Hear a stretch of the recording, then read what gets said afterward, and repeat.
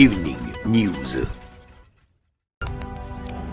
L'Association des conducteurs, chauffeurs routiers et artisans du Malikoura a tenu ce samedi 6 juillet 2024 à la place du cinquantenaire un meeting. Objectif, soutenir les autorités des 3 pays de l'AES. Une autre association, cette fois-ci, celle des cheminots retraités du Mali, qui a tenu ce samedi 6 juillet une conférence de presse à Bamako.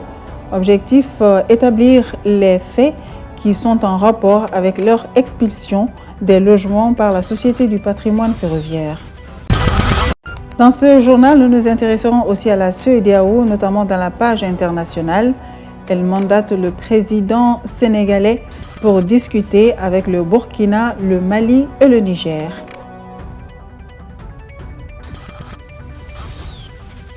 Aimables téléspectateurs de Djoliba TV News, bonsoir à toutes et à tous et bienvenue dans cette page d'information Djoliba Evening News.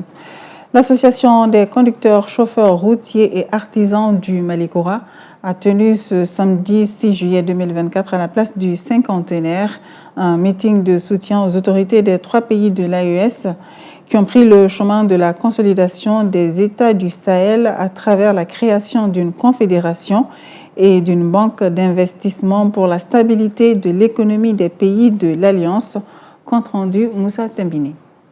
Ce meeting s'est tenu au moment où les chefs d'État des pays de l'AES tenaient leur premier sommet extraordinaire pour la mise en œuvre officielle des travaux de l'Alliance des États du Sahel à Niamey. Selon les organisateurs, les autorités actuelles ont besoin de soutien de la population pour la réussite de cette union.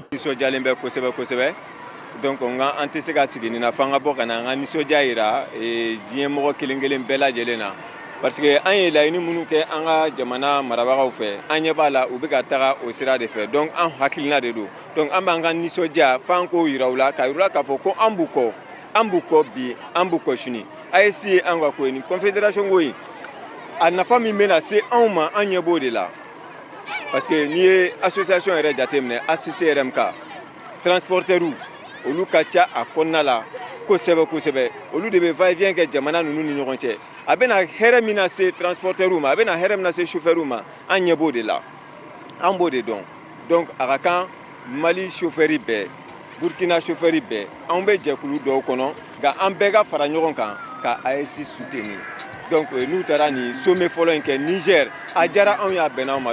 L'Association des conducteurs, chauffeurs routiers et artisanat du Malikoura ACCRMK, dans les prochains jours, compte lancer une campagne de mise en place des structures des différents pays de l'Alliance pour soutenir ces actions. Welewelekan min b'an bolo ka lase jamana tɔ 2 ma n'o ye Burkina ani Niger ye n y'o de fɔ n ko an bɛ jɛkulu kelen kɔnɔ tɔn dɔ bɛ yen an bɛ ɲɔgɔn sɔrɔ tɔnba kelen dɔ kɔnɔ donc o tɔn in an bɛna fara ɲɔgɔn kan de kɛ anw bɛ yan ACCRMK bɛ yan cogo min na ACCRMK bɛna sigi Burkina ten ACCRMK bɛ sigi Niger ten comme an bɛɛ bɛ tɔn kelen na k'an ka jamana marabagaw k'u soutenir nin ko in na parce que n'i y'a mɛn jamanadenw de don donc ni mara in n'a bɛ ka taa ni anw ka hakilina ye donc waati sera anw ka fara ɲɔgɔn kan ni waati de ye u soutenir waati yɛrɛ ye ni waati de soutenir waati donc bɛɛ ka fara ɲɔgɔn kan an k'an bolo di ɲɔgɔn ma ka kɛ cɛ kelen ye yaasa an bɛ se ka nin doni kɔrɔtan cogo min na.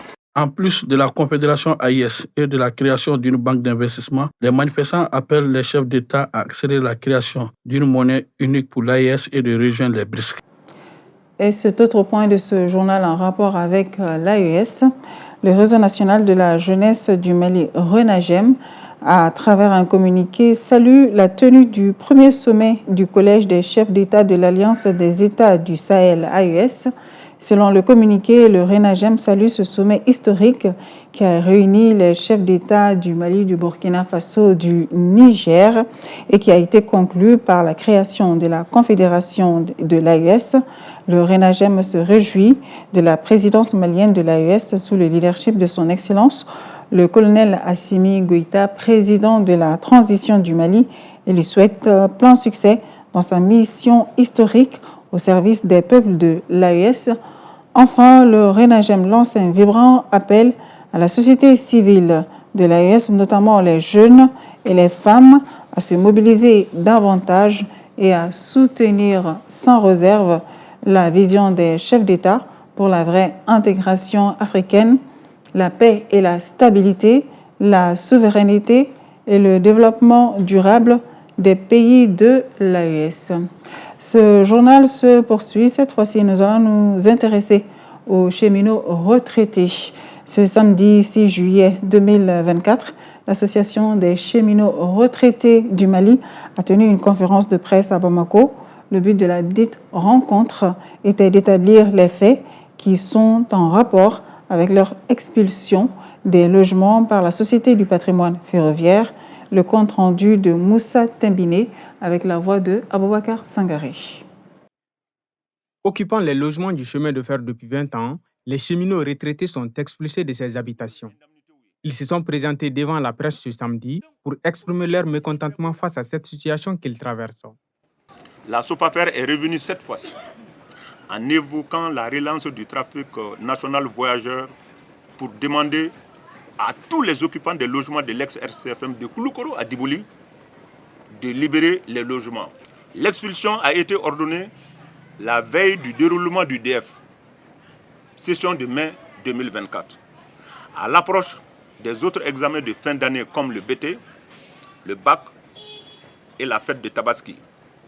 Et vers 7 h du matin, le dimanche 26 mai 2024, un jour non ouvrable, au fin que toute la famille y assiste. Obtenu suite à un protocole d'accord entre l'ancienne société de gestion du chemin de fer RCFM et les travailleurs, ces logements sont occupés avec un droit de préemption. Après avoir déjà entamé une procédure judiciaire avec la Société du patrimoine du chemin de fer, les anciens cheminots s'indignent de la manière et du contexte de leur expulsion. Malgré la déclaration d'appel du jugement de première instance, qui ne porte la mention d'aucune clause exécutoire, la direction de la SOPAFER a procédé à une expulsion extrajudiciaire forcée de tous les occupants des logements de Bamako le dimanche 26 mai 2024, puis ceux de Caille le vendredi 31 mai 2024.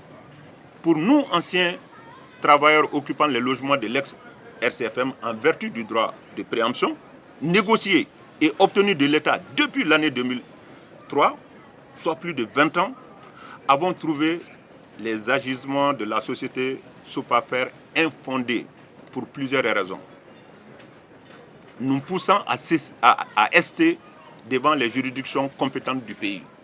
Tant que le droit de préemption entre l'État et nous, normalement, on devait être avisé afin de quitter la maison. L'État peut nous dire aujourd'hui, vous prenez toutes les dispositions, et la préemption qui existe entre nous et vous, on n'est plus d'accord, vous sortez. Dans une lettre adressée aux anciens cheminots, la direction de la SOPAFER avait mentionné que la raison de la libération de ces logements est liée aux travaux d'élargissement du tronçon Bamako-Koulikoro. Les cheminots affirment que ces travaux n'impactent nullement leurs habitations. Ils poursuivent leurs réclamations et demandent aux autorités de les remettre dans un cadre acceptable après 20 ans d'existence d'un droit de préemption. Ce lundi 8 juillet 2024, l'Agence pour la promotion des exportations du Mali, en partenariat avec le programme d'appui à la compétitivité en Afrique de l'Ouest, a initié un atelier d'information et de sensibilisation au profit des producteurs et transformateurs. Cet atelier vise à mettre en valeur les chaînes de valeur des filières mangue, karité, bétail, viande et à améliorer leur productivité. Durant 3 jours, les échanges porteront sur la stratégie nationale de développement des exportations et son plan d'action 2022-2025. Plus de détails dans ce compte rendu signé Fatoumata Silla et Aboubakar Sangaré. Les chaînes de valeur des filières mangue, karité et bétail-viande sont des produits locaux qui sont peu exportés au Mali. Cet atelier vise à informer et sensibiliser les petites et moyennes entreprises sur les enjeux liés à l'exportation des chaînes des filières indiquées. Pendant 3 jours, elles auront à s'approprier la stratégie nationale de développement des exportations et son plan d'action 2022-2025. Alors ce document, c'est un document important, très ambitieux, qui éventuellement met en place les processus et éventuellement les nécessités que les États privés et publics doivent mettre en place pour accompagner l'exportation et pour améliorer éventuellement la balance des paiements du pays, qui est un élément d'amélioration de la croissance du pays. qui est un élément éventuellement de réduction de pauvreté avec une augmentation des revenus. L'accent est mis sur les petites et moyennes entreprises. En fait, dans le secteur de l'exportation, il y a beaucoup de petites et moyennes entreprises. Donc, c'est des entreprises qui ont encore besoin de renforcement de leurs capacités, qui ont besoin de formation et qui ont besoin d'être informées aussi pour pouvoir développer leur activité. Dans notre balance commerciale, nous importons beaucoup plus, surtout beaucoup plus de produits alimentaires, de produits industriels. Il faut une stratégie maintenant pour inverser cette situation. La valeur des exportations de mangue a connu une diminution de 9,2% en 2021 par rapport à 2020, atteignant 5,152 milliards de francs CFA en 2021 contre 5,676 milliards de francs CFA en 2020. Les quantités d'exportation d'amandes de qualité ont atteint 22 908 tonnes en 2020 contre 27 988 tonnes en 2021. Selon les statistiques du cadre intégré renforcé, unité de mise en œuvre. Cet atelier, accompagné par le PACA au Mali, permettra aux producteurs et aux transformateurs d'accroître leurs revenus. Nous, les commerçants et transformatrices de produits de qualité, la toute première importance, ça nous revient parce qu'il s'agira de mettre en valeur nos produits. Après la transformation, il faut choisir de très bons emballages, de très bonnes étiquettes et procéder à une exportation de qualité. Il faut que le karité soit identifié comme provenant du Mali. Quand on le met devant une machine seulement, que la machine déclare c'est Made in Mali. Voilà une vision qui s'étend sur les axes de développement industriel ainsi que sur la transformation et l'exportation de nos produits locaux au bénéfice des acteurs évoluant dans le secteur. Voilà le récit de l'actualité d'ailleurs à la page internationale avec Habibat Diop.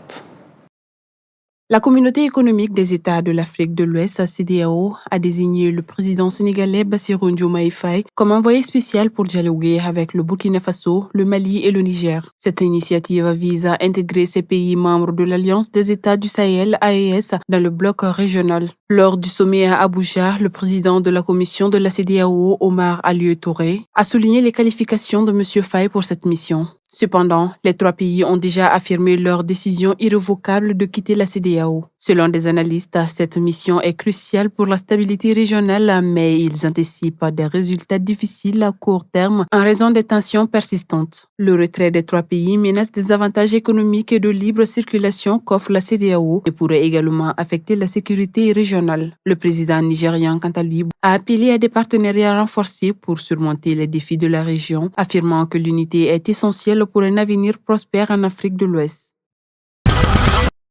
Au Kenya, les abeilles sont devenues des alliés inattendus dans la protection des mangroves le long de la côte de l'océan Indien. Des apiculteurs ont installé des ruches sur des mangroves pour dissuader les bûcherons nocturnes. Les abeilles attirées par les grands arbres attaquent en cas de bruit, empêchant ainsi la coupe illégale. Depuis 2017, un plan décennal a été mis en place pour freiner la dégradation des mangroves avec la gestion confiée aux communautés locales. Cette initiative inclut l'apiculture et la replantation des mangroves, ce qui génère des revenus pour les habitants et renforce l'écosystème local. Jared Boziré du Programme des Nations Unies pour l'environnement met en avant l'importance de cette stratégie pour la pollinisation et le soutien économique des communautés.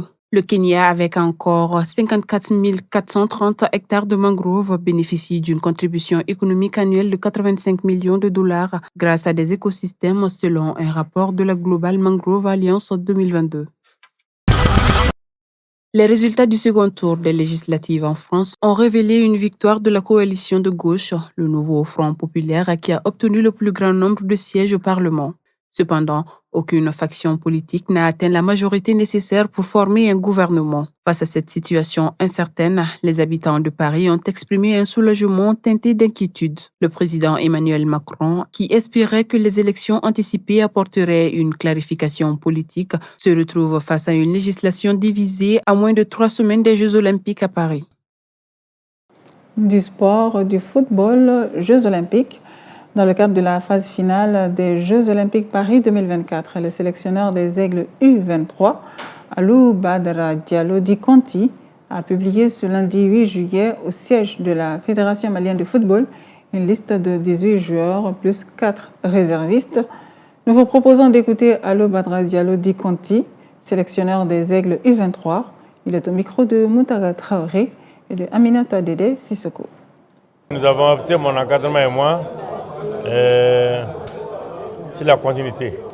Parce que nous avons joué la CAN avec un groupe qui était là, en espérant que ce groupe soit renforcé par d'autres joueurs à Moussoro. Ensuite, ce groupe est resté compétitif. Parce que tous les matchs amicaux que nous avons joués ont été joués avec c'est le groupe là qui a joué tous les matchs amicaux que nous avons eu à jouer. Le Japon, les deux de l'Ouzbékistan, les 3 matchs. C'est le même groupe qui est resté. C'est un peu soudé, quoi. C'est un groupe qui est un peu soudé. Et ils savent quand même, ils se connaissent. Et donc il y a aussi une très bonne ambiance qui a été créée à la CAN, au Continera, un bon esprit. Et ensuite, c'est des jeunes aussi qui se battent. Ensuite, il y a les critères aussi de sélection, de compétitivité. On a pris les joueurs qui sont compétitifs, qui ont été compétitifs la saison passée dans leur club, ou l'État, quoi. Donc, c'est ça qui a fait qu'on a pris ces joueurs-là. Ensuite, il y a eu, comme vous l'avez dit, il y a toujours un plan A et B. Donc, je pense que certains de ces joueurs, si on avait quand même eu les autres là qu'on n'a pas pris, ceux qui ont l'âge, je parle de ceux qui ont l'âge, certains quand même ne seraient pas là. Ben, c'est leur chance aussi, c'est ce que je l'ai dit, il faut saisir cette chance. Les clubs ont refusé de libérer certains joueurs qu'on voulait. Voilà, c'est tout pour ce Djoliba Evening News. Merci de l'avoir suivi. Excellente soirée à toutes et à tous.